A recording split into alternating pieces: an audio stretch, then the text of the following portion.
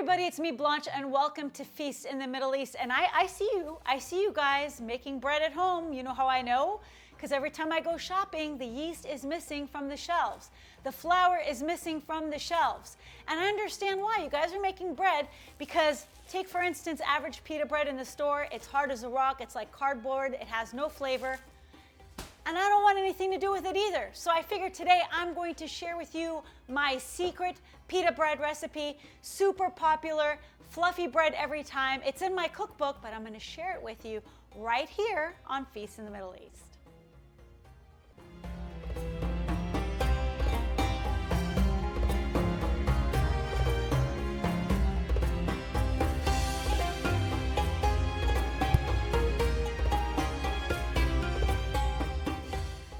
All right, guys, so today I'm going to share with you a very special recipe from my Feast in the Middle East cookbook. If you guys did not get this book yet, there is a prize recipe in here for pita bread, and I'm going to do it right now with my mom. Thank you for joining us. Vera's back. You've been missing in action for a while. Anytime. I know.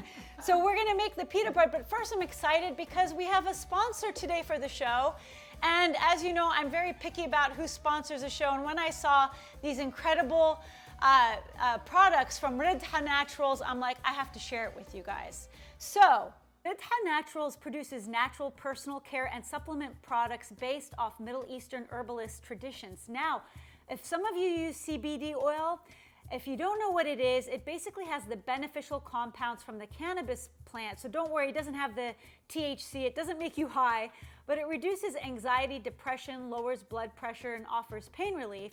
What sets this brand apart is that they use fair trade Palestinian olive oil and black seed oil, which is also known by holistic healers in the Arab world to be one of the most powerful natural remedies, almost like an antibiotic. And they also have heavenly scents perfumes. Now, a lot of store-bought fragrances have like 400 chemicals in them and benzoate and parabens.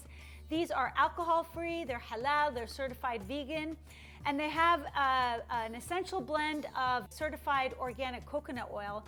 They have travel size, so it's a roll-on, and they have biblical ingredients like frankincense, myrrh, sandalwood, jasmine, roses, and they smell beautiful. So Mom, this is the heavenly scent line. It's like a roll-on, and it's great for traveling. Tell me, what do you think? It has like frankincense, myrrh, jasmine. Oh my God, this is so nice.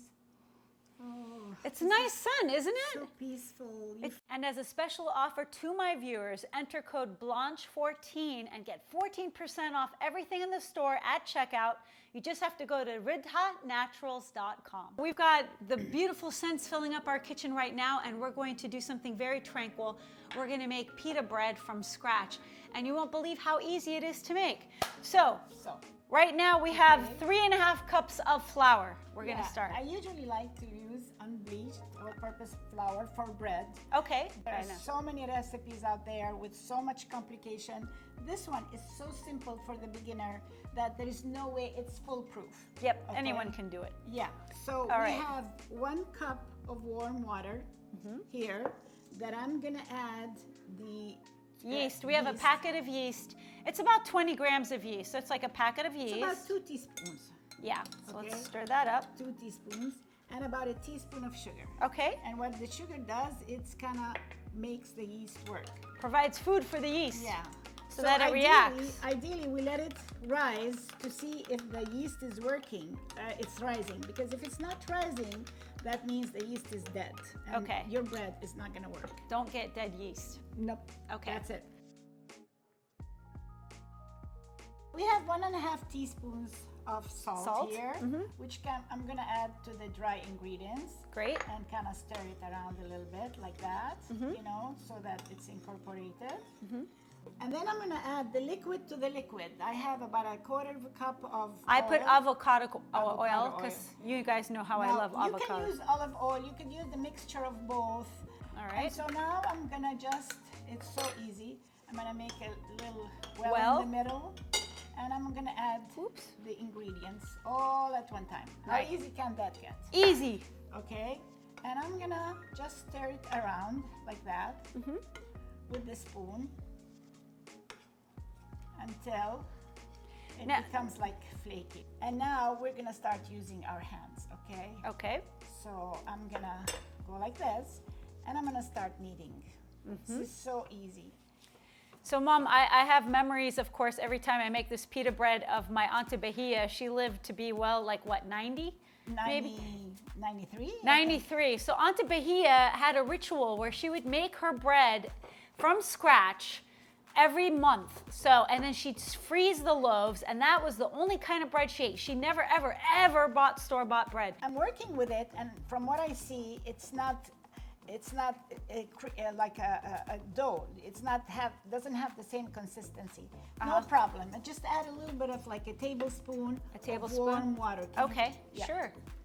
Because every flour acts differently. So you cannot really, it's not a precise measurement that you could say, oh, this is how much you add, because you have to work with what you have. So let's add a tablespoon and see what happens. What consistency would you like? Somebody said like the behind of a baby. Like a baby's bottom. We want it to be like a baby butt. We want baby butt bread. You want it to have that kind of, that's how it should look like. It's starting to look like a baby butt. And I should know because I changed a lot of diapers in my day, so I kind of know. If you haven't changed baby butts, it's okay. It's okay. You'll know how. You'll know. It just should be soft. Okay, so now we're starting to get that consistency that we want. And as you see, it's a firm, but you don't want it too hard, but you don't want it too soft. Starting to get to the point that I like, where it's very, very smooth.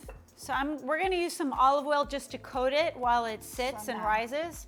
So now we're going to have to let it sit for about a couple of hours. Okay. And if people want to know what kind of olive oil I use Harvest Peace. If you go to harvestpeace.com, use code Blanche TV, you get 10% off. This is the best olive oil. I love this stuff. And we put a little bit of olive oil here, so it won't stick to anything. Nice. And let's put some wrap. And we put a saran wrap around it, like that. Okay, put another one over there. There we go. And looking good. This is gonna go in a warm place with blankets over it to keep it warm. Okay. So for how long? For about, I would say a couple hours. Okay, 2 hours. We're going to put some blankets over it. Yeah. There we go. So this is what you do. You kind of, with your hand, you kind of go like this. You squeeze it like. And then you go like this, like this. Make it into a ball. Because at this point, we have to let it rest another 10-15 minutes, because dough is very, very capricious. Yes. You have to treat it gently. Be nice to the dough. Be nice. Be nice, and it'll be nice to you. Don't be mean to the dough. I have to cover it. Okay. Because if you don't cover it, it's gonna dry out. Yeah. So you need to cover it like that and let it sit another 10 to 15 minutes. Perfect. Now, for the sake of television, for the sake of our viewers, we have one that's been sitting there. All right. Ta-da! Awesome. Very nice. Ooh, see, they're fluffier because we've been letting it sit just like that. That looks great. Just put a little bit of flour. All right. And let me see you do it, Blanche. Yeah. Like that, see? Yeah. Perfect. Looking good. Looks beautiful. I'm gonna roll it to about this thickness, okay? Yeah. Let me show you. This much.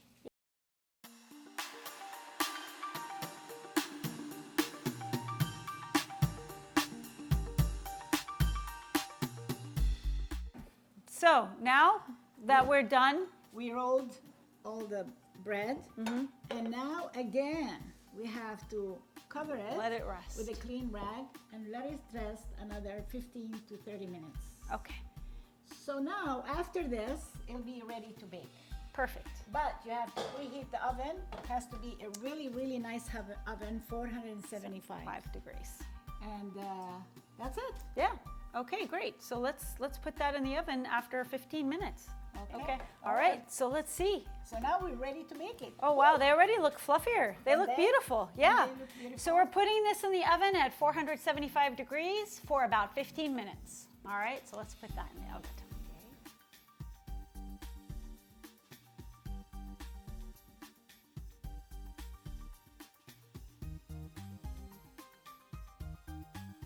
right, look at how beautiful these loaves look, guys. Nothing like the store-bought cardboard pitas that you might be used to. And here, let's take a loaf and look at that gorgeous fluffy bread. Look at that. That's beautiful. And it makes a pocket. It makes a pocket really nicely, so you could fill it with all sorts of goodies. It really works. Remember Bahia, she'd take, when I'd be so anxious when I was little, she'd be like, "Ta'ali, ta'ali, Blanche, duki, duki, duki," and she'd shove it in my face with like some lamb. But I thought I'd mix it up. I wanted to introduce people to a good snack that you used to eat as a kid. Palestinians eat it, maybe Lebanese and Syrians do too. You guys vouch for me in the comments. Tell me if you guys did this. This is an Arabic style PB&J, okay? With the Arabic style PB&J, instead of peanut butter, we use tahini. And I got this from Al Ard. This is like the real stuff that I got from Palestine. And grape molasses. In Arabic, it's called dibis. So grape molasses is, oh, look at this. It's beautiful, thick. It's got a little bit of tartness, not nearly as tart as pomegranate molasses. So you combine these two over a bread. Just put a little bit here. All right. Mix it in the plate. With the molasses? And add the molasses. It's like, no wonder, Mom, because you're an artist. See, my mom's a painter, and this is her canvas right here. Did you guys know she's a good painter? She's an amazing painter. Yeah. And then how do you do it? And then you just treat it Hummus? like peanut butter. Is that back home we used to do hummus. Hummus means to dip. This brings such nice memories. That's delicious. That's heavenly. It's so good. I could use even more molasses. Now that's what I grew up on. I never had peanut It's very butter. similar to peanut butter and jelly, honestly. It's like grape jelly, but To be grape honest with with grape you, molasses. I don't think allergies with sesame tahina is as much as peanuts. A lot of people have allergies with To peanuts, but not to sesame. Wow, this is Isn't that delicious? with the bread. Oh, my with the God. fresh bread. This is such a treat, guys. This is better than any dessert I could imagine right now. Yeah. Now, I gotta control myself. yes, of course, I know. Well, like I said, this recipe is in my Feast in the Middle East cookbook. You can get it online right now. I have a limited edition. If you go to feastinthemiddleeast.com, you can order your copy today. Subscribe to my channel for more easy recipes that'll transport you to the Middle East with very little effort. How long did that take us? Other than waiting for the bread to rise, we just mixed it in a bowl, It's right? so easy. It's just It was the really, waiting, really easy. The waiting, that's Yeah. all. But then So- that's all we have time now with the COVID. What else can we do? I know. So if you're quarantine baking, try this out. Leave me a comment below. Send me your pictures, guys. I love sharing them on Facebook, on Blanche's Feast in the Middle East. All right, until next time, I'm going to keep chowing down on this know, this because is I'm so hungry, good. and this hits the spot like no It's other. so soft. Look, it's so. See, it looks like a baby's butt, just like you said, Mom. Yeah, it feels like a baby's butt. How do you want to say it? But you said it. I don't know if we're gonna be censored from now on. I don't know.